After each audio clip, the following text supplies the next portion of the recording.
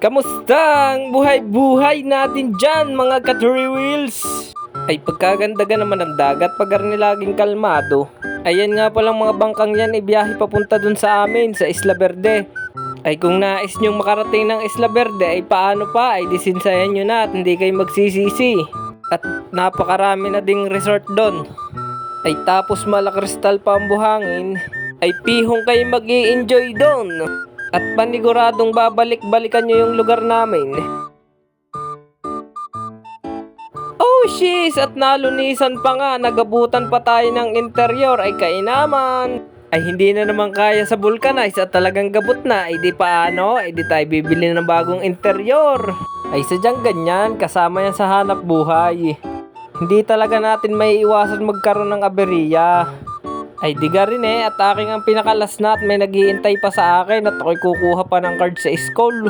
At ako nga ay nakiusap pa diyan at ako'y panghuli pa sa pila at maraming nagpapavulcanize.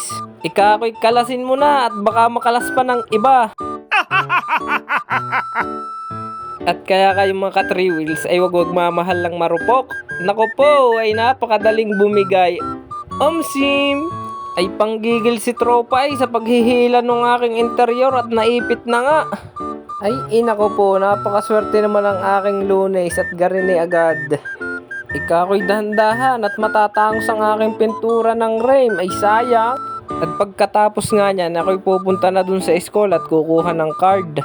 At pagbalik ay diretso grahe na at talagang inaabot na ng tamad. At nalunisang garini.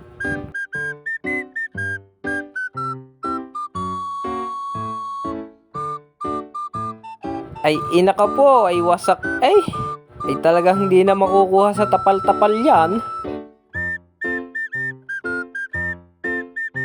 Ay basa ay pagkuha ng card, inabot na malakas ng ulan ng mga geng-geng. Ay geng-geng.